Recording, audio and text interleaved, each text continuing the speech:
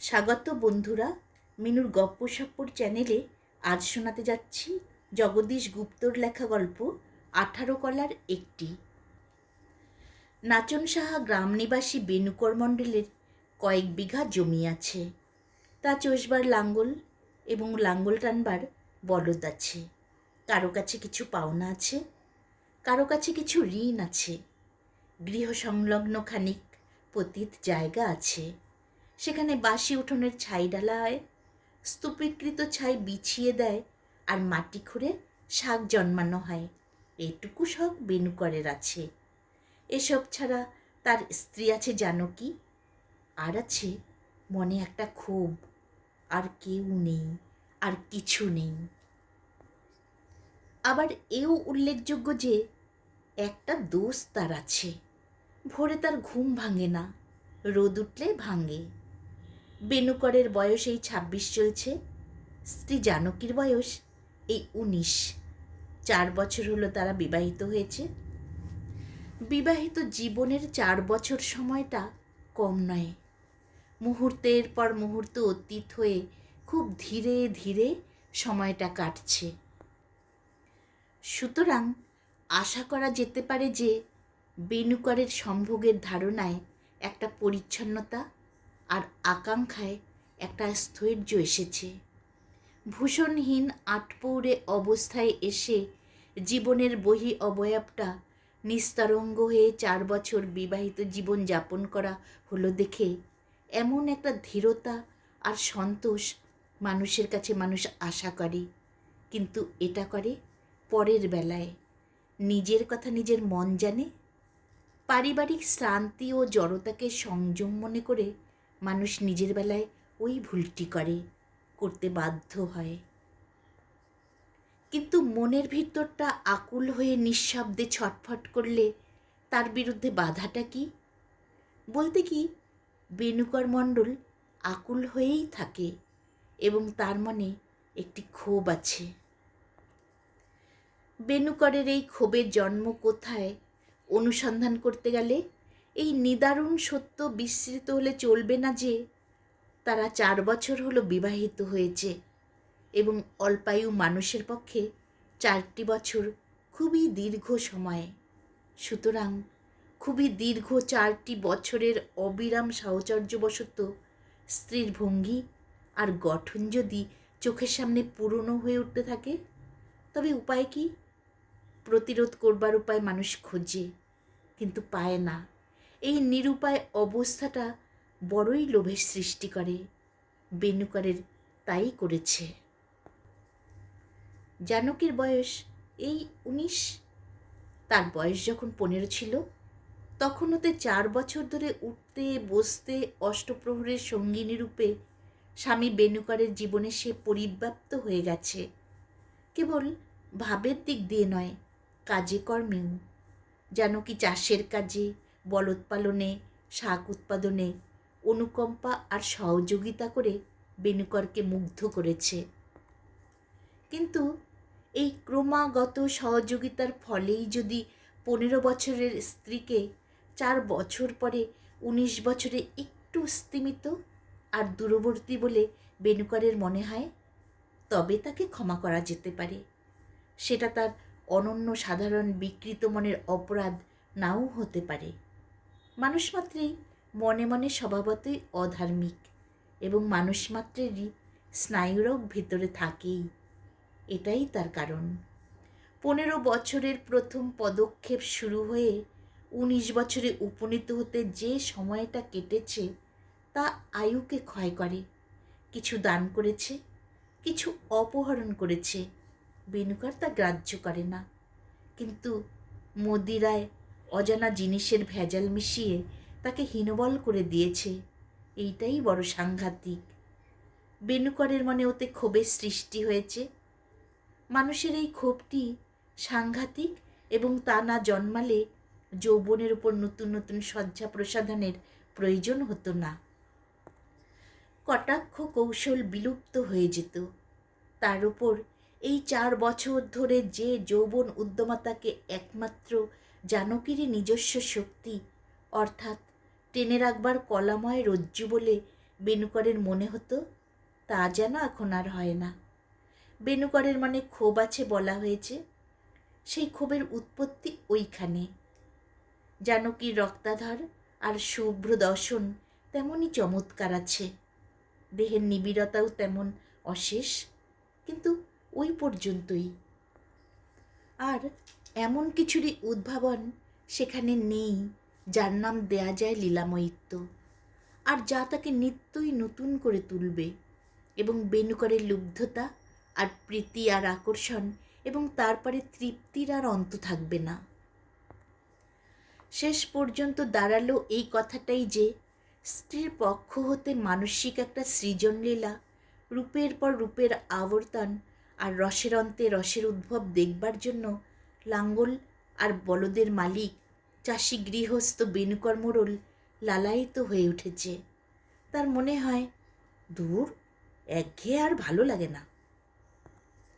জানকী রাধে যেমন সুন্দর, গোছালোও তেমনই, আর দ্রুত কাজ সারতেও তেমনই পটু। সে জানে সবই। সু ছাটিয়ে ছেঁড়া কাপড় সূক্ষ্মভাবে রিপু করতে যেমন জানে, তেমনি জানে ঢেকে পাড়িয়ে চাল চিড়ে প্রস্তুত করতে, কিন্তু জানে না যে বস্তু হিসেবে তার স্বকীয়তা এবং দর একটু কমে এসেছে। আজ হঠাৎ তা জানা গেল। ঘরদোর ঝাঁট দিয়ে সন্ধ্যা প্রদীপ জ্বালবার পর কিছুক্ষণ গৃহস্থ বধূর হাতে কাজ থাকে না। চারদিকে তখন 7 ঘণ্টা বাজতে থাকে। মানুষ যখন বর্বর ছিল, বাসস্থানকে সুরক্ষিত করতে শেখেনি, সন্ধ্যাকে বন্য জন্তুর ভয়ে ভয়ঙ্কর মনে হয়ে তখন ওই প্রচুর ধাতব শব্দ উৎপন্ন করবার প্রয়োজন ছিল। কিন্তু এখন বাজে আরতির সময় মন্দিরে। সে যাই হোক, এই সময়টা বিরামের সময়। বেণুকরের গৃহেও এই সময়ে কর্মবিরতি দেখা দিয়েছে। বসে বসে নিবিষ্টভাবে হুঁকো টানছে, আর জানকী অদূরে পা মেলে বসে আছে। উভয়েই নীরব।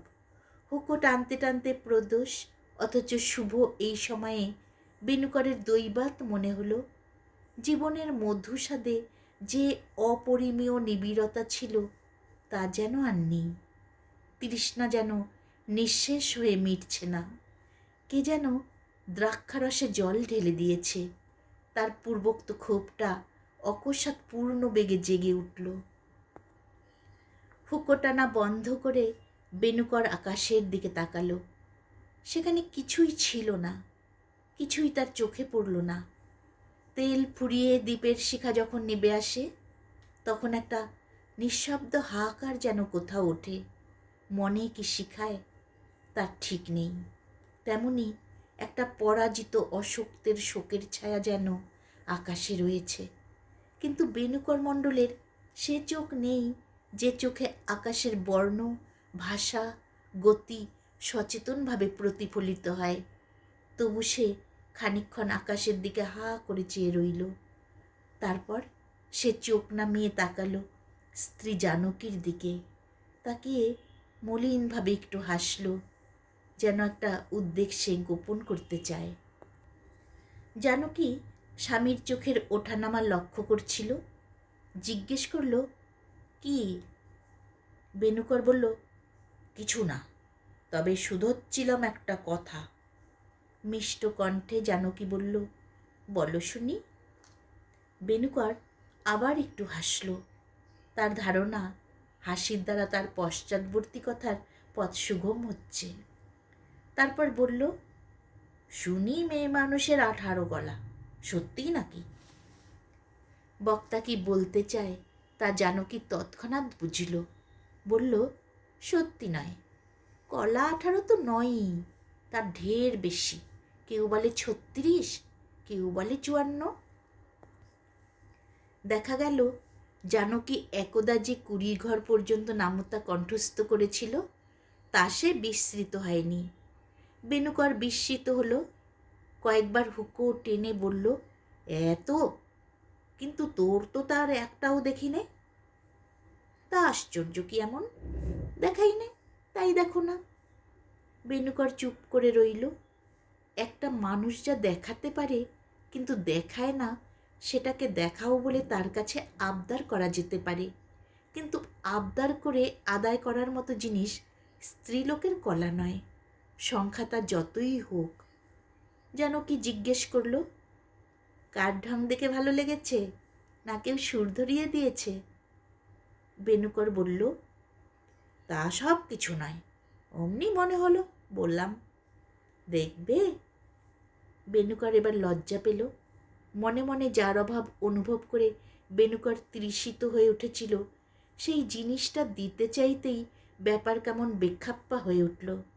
উদ্দেশ্য প্রচ্ছন্ন থাকে বলে যে দান অমূল্য করে পাওয়া হয়, তা জানিয়ে শুনিয়ে দিতে গেলে ভালো লাগে না, কেমন লাগে তা ভাবাই যায় না। বেনুকর হুঁকো রেখে মুখ নামিয়ে রইল। জানকী বলল, চাষার ঘরে কলা, আচ্ছা দেখাবো। শুনে বেনুকর খুব অপদস্থ হয়ে মুখ ফিরিয়ে প্রস্থান করল। বৈশাখের শেষ, বৃষ্টিতে মাটি একটু ভিজলেই চাষের কাজ শুরু করা যায়, কিন্তু মেঘের দেখা নেই। বৃষ্টির অভাব দারুণ দুশ্চিন্তার বিষয় হয়ে উঠেছে। এমন সময়ে দেবতা একদিন দয়া করলেন। তুমুল গর্জন করে একদিন বিকালে মেঘবাড়ি বর্ষণ করল। জল প্রচুর নয়, তবে সূত্রপাত হিসেবে আশাপ্রদ। কৃষিজীবীরা আনন্দিত হয়ে উঠল। মাঠে এবার লাঙ্গল চলবে। বেনুকর বলল, যাক, বৃষ্টি তো হলো। জানকী বলল, এবার আমায় ছেড়ে বলদের আদর হবে। বেনুকর বলল, ধ্যাত। স্বরখানিক তিক্ত করে জানকী বলল, ধ্যাত কেন?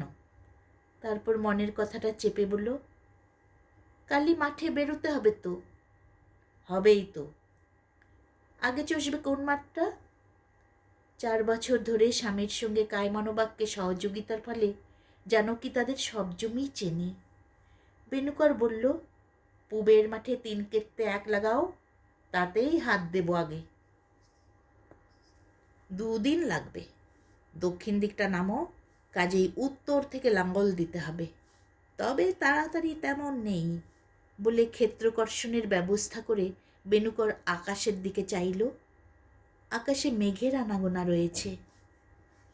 পরদিন প্রত্যুষে নয়, সকালবেলা রোদ উঠবার পর গুড় মুড়ি আর জল খেয়ে বেনুকর লাঙ্গল আর বলদ নিয়ে আর হুঁকো আর কলকে প্রভৃতি নিয়ে অত্যন্ত আনন্দের সঙ্গে মাঠের উদ্দেশ্যে বেরুচ্ছে। এমন সময় জানকী পিছু ডাকল, বলল, টানা কাঠির বাক্স নিয়েছ? বেনুকর ফিরে দাঁড়িয়ে বলল, প্রথম দিনটাতেই পিছু ডেকে ফেললি? নিয়েছি। জানকী বলল, ঘরের যুবতী বউ পিছু ডাকলে ভালো হয়। বেনুকর বলল, ধ্যাত। ধ্যাত কেন? তারপর জানকী বলল, কাঠির বাক্স মাটিতে নামিয়ে রেখো না, ভিজে উঠবে। বেনুকর বলল, বেশ, বলে বেরিয়ে গেল। কিন্তু সেদিন 2 কিতার বেশি জমিতে লাঙ্গল দেয়া সম্ভব হলো না। রোদের তেজ খুব, আর অতিরিক্ত রোদ সহ্য করে তাড়াতাড়ি করবার দরকারও তেমন নেই। খেতে বসে বেনুকর বলল, দক্ষিণের খানা বাকি রইল, কাল ওটা হলেই ও মাঠটা শেষ হয়।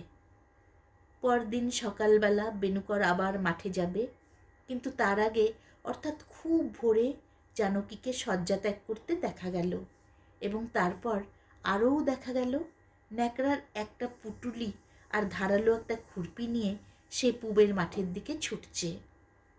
চাষের কাজে সে অবশ্যই যায়নি, গিয়েছে অন্য কাজে। সকালবেলা সূর্যোদয়ের খানিক পরে গুড় মুড়ি আর জল খেয়ে বেনুকর আগের মতো মাঠে লাঙ্গল দিতে এসেছে। রাত্রির গরমের পর গ্রীষ্মের প্রাতঃকাল ভারী স্নিগ্ধ লাগায় বেনুকর সানন্দে লাঙ্গলে বলদ জুড়ল। পাচনখানা বাগিয়ে ধরে সে আল ছেড়ে খাতে নামল।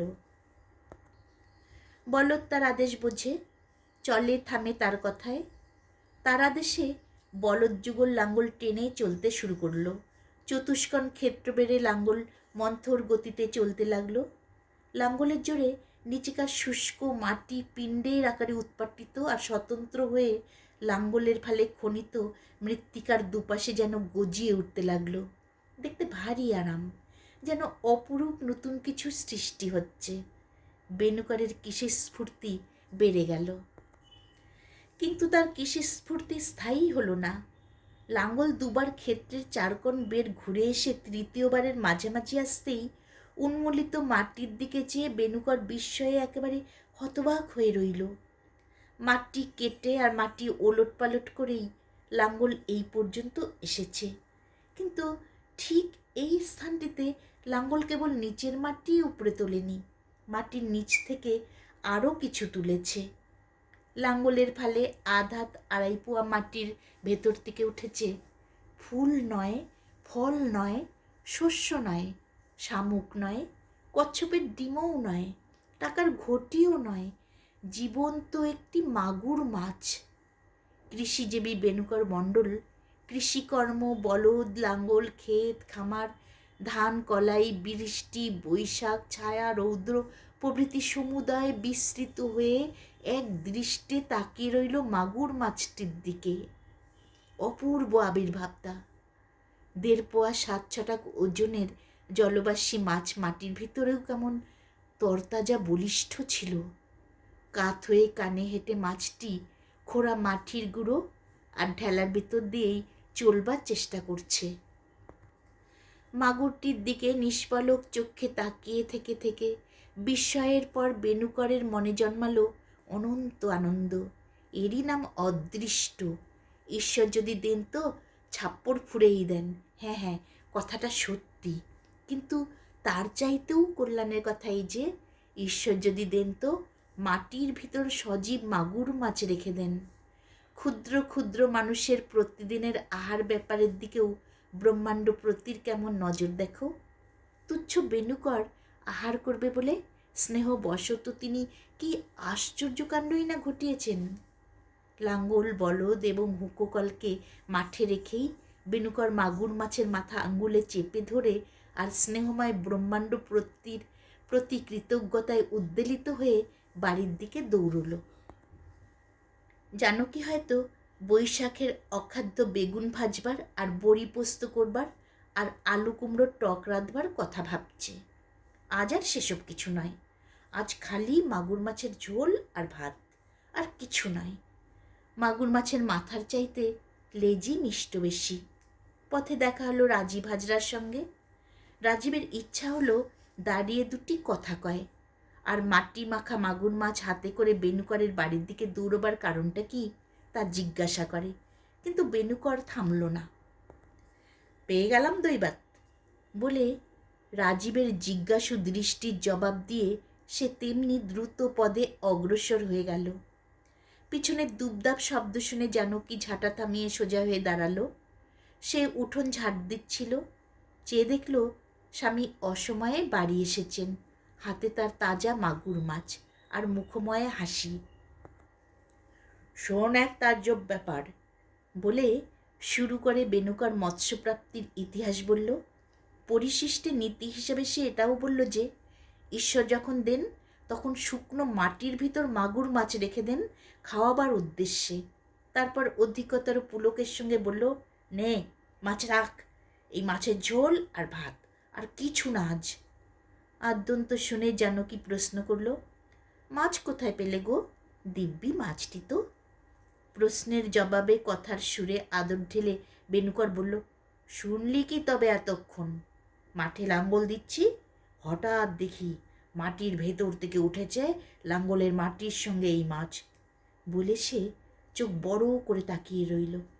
কিন্তু জানকী এই কথা শুনে বলল, মিছে কথা। মিছে কথা? তোর দিব্যি, ভগবানের দিব্যি।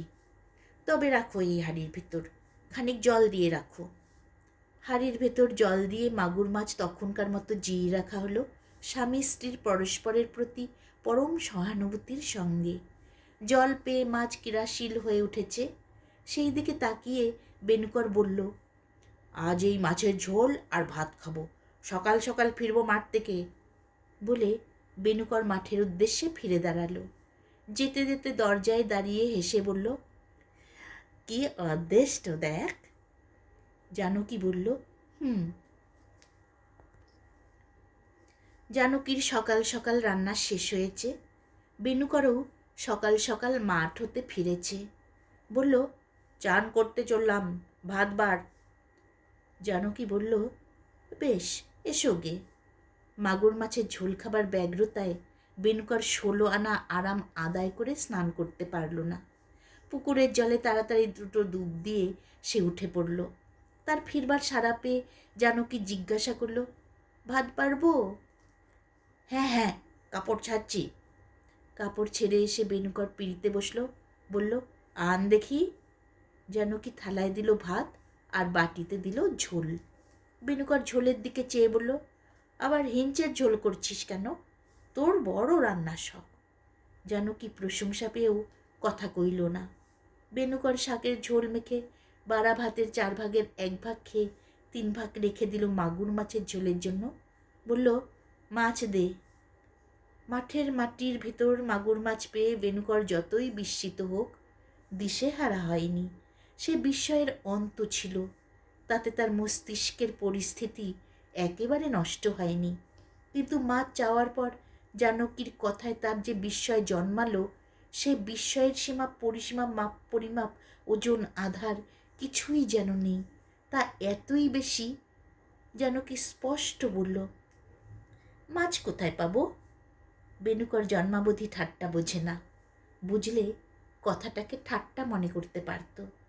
বিস্ময়ে দুঃসহ হয়ে তার মাথা এমন ঘুরে উঠতে পারত না। শরীর খাড়া করে বেনুকর বলল, মাছ কোথায় পাবি? যে মাছ এনে দিলাম। তা কি হলো? মাছ তুমি কখন আনলে? মাছ আমি কখন আনলাম? মাছ আনিনি। কুকুর বেড়াল দিয়ে খাইয়েছিস বুঝি? নাও, এখন থামো, আর একটু শাক ঝোল দেই, খেয়ে ভালো ভাত কটি। আর খ্যাপামি করো না মাছ মাছ করে। খ্যাপামি করবো না মাছ মাছ করে? দে বলছি মাছের ঝোল শিগগির, নইলে ভালো হবে না। বলে বেনুকর চোখ দুটো এমন লাল করে তুলল যে তার সম্মুখে প্রতিবাদ আর না চলবারই কথা। কিন্তু জানকী বলল, মন্দই বা কি করতে পারো মিছিমিছি?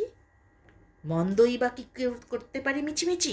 এখনও বলছি, রাগাস নে বেশি। মাছ কোথায় পাবো যে তোমায় ঝোল রেঁধে খাওয়াবো? কি মুশকিলেই ফেললে তুমি আমাকে। কি মুশকিলেই ফেললাম তোকে? তবে দেখ মুশকিল কাকে বলে। বলে বেনুকর এঁটো হাতে বাড়িয়ে জানকীর চুল ধরতে যেতেই তাতেই স্বামীর সেই যৎসামান্য প্রচেষ্টাতেই ভয় পেয়ে জানকী এমন চিৎকার করল যে বেনুকরই চমকিয়ে হাত টেনে নিয়ে উঠে দাঁড়ালো।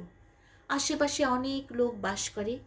বিপন্না প্রতিবেশিনীর আর্তনাদ শুনে তাদের 3-4 জন দৌড়ে এলো। মোড়ল রয়েছ?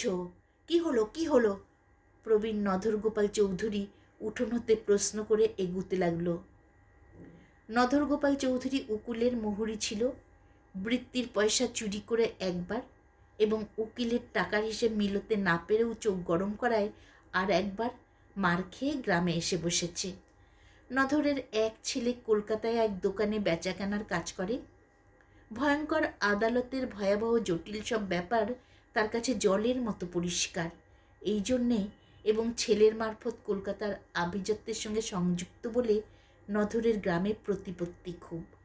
বিবাদের মীমাংসায় কর্তা শাস্তে তার যেমন আনন্দ, তেমন আর কিছুতেই নয়। এই নধর চৌধুরী বেনুকর এবং জানকীকে প্রশ্ন করে জানতে চেয়েছে ব্যাপার কি। কিন্তু রান্নাঘরের ভেতর থেকে বেনুকরের কোনো জবাব আসলো না। জবাব দিল জানকী। বলল, আমাকে অনর্থক মারতে উঠেছে। কেন? বলে নধর চৌধুরী প্রভৃতি বেনুকরের রান্নাঘরের সম্মুখে এসে দাঁড়ালো। জানকী মাথার কাপড় একটু টেনে দিল। বলল, শোনো তোমরা ওকে শুধিয়ে, কি বলছে সব আবোল তাবোল মাছ মাছ করে। বেনুকর বলল, কি বলছি সব আবোল তাবোল মাছ মাছ করে? শোনো নধরদা, সকালবেলা গেলুম মাঠে লাঙ্গল দিতে। দুবের চষতেই দেখি একটা মাগুর মাছ, এত বড় তাজা মাগুরটা মাটির ভিতর থেকে উঠে পড়েছে। বিবাদের বিষয়ের জটিলতা দেখে নধর পুলকিত হলো। বলল, আচ্ছা, মাটির ভেতর মাগুর মাছ, তারপর? বলতেই তার দৃষ্টি বিচারকের দৃষ্টির মতো সূক্ষ্ম হয়ে উঠল। বাদী বেনুকর বলতে লাগলো, ছুটে এলুম ঘরে, বললাম, এই মাছের ঝোল আর ভাত খাবো আজ, রাত ভালো করে। বলে মাছ ওই হাঁড়িতে জল দিয়ে রেখে গেলুম আবার মাঠে। চান করে খেতে বসলাম, দিল হিঞ্চে শাকের ঝোল খালি। রাগ হয় না মানুষের? প্রতিবাদিনী জানকী বলল, শুনলে লোকের কথা, মাছ নাকি এনে দিয়েছে। বিচারক নধর চৌধুরী উভয় পক্ষের বাদ প্রতিবাদ শুনে বলল, বেনু ভাই, ঠান্ডা হও, মাঠের জল শুকিয়েছে কার্তিক মাসে, এটা হচ্ছে গিয়ে বৈশাখ। মাটির ভেতর মাগুর মাছ তো তাজা কি মরা কোনো অবস্থাতেই থাকতে পারে না। বললেই হলো থাকতে পারে না? আমি দেখলাম, পেলাম, হাতে করে বাড়ি নিয়ে এলাম, আর তুমি পঞ্চায়েতি করে বলে দিলে আন্দাজের উপর থাকতে পারে না। সকলে হাসতে লাগলো। কালীপদ বলল, মাথা বিগড়েছে। জানকী বলল, সেই মাছের ঝোল রাঁধিনি বলে আমায় মারতে উঠেছে। মারবই তো বলে বেনুকর পুনরায় রুখে উঠতেই কালীপদ প্রভৃতি রান্নাঘরে ঢুকে তাকে ধরে ফেলল। নধর চৌধুরী বলল, না না, অকারণে মারধর করো না বাপু, মাছ তুমি পাওনি, অসম্ভব কথা বললে চলবে কেন? আদালতে এ কথা টিকবে না, দেখি চোখ। বলে নজর করে বেনুকরের চোখ দেখে নধর চৌধুরী বলল, লাল হয়েছে। গুণময় পাল বলল, শুনছ বেনুকর, হাত ধুয়ে ঠান্ডা জায়গায় একটু বসো, এখনই সেরে যাবে। বৈশাখের রোদ হঠাৎ মাথায় লাগলে চোখে এমন সব ভ্রম লোকে দেখে। সেবার আমারই হয়েছিল এমনই। মাঠ থেকে ফিরছি ঠিক দুপুরবেলা, লাঙ্গল আর গরু দুটো নিয়ে, কিন্তু মনে হচ্ছে গরু দুটো যেন চারটে। বলতে বলতে গুণময়ী ঘটিতে করে জল এনে বেনুকরের হাত ধুয়েই তাকে ঠান্ডা জায়গায় বসিয়ে দিল। জানকীকে বলল, ভয় নেই, ভালো হয়ে যাবে। বেনুকর একেবারে নিবে শেষ হয়ে গেল। তার তখন প্রায় অচেতন অবস্থা। বারান্দায় সে ঘাড় গুজে বসে রইল, হাত নেড়ে জানালো, তোমরা এখন যাও। প্রতিবেশীগণ বেরিয়ে গেল। হিত সাধকগণের অগ্রণী নধর চৌধুরী বলে গেল, আর যেন চেঁচামেচি শুনে নেই। খানিক চুপ করে থেকে জানকী একটু হাসল, তারপর বলল, 18 কালা দেখতে চেয়েছিলে না, এ তারই একটি। রাগ করে না, তোমার পায়ে ধরি। বলে জানকী সত্যি স্বামীর পা ধরে বলল, মাগুর মাছের ঝোল রেঁধেছি, এসো খেতে দিগে। বেনুকর উঠে খেতে গেল, কিন্তু রাগের জ্বালায় কথা কইল না। ব্যাস, গল্পের সমাপ্তি এখানেই।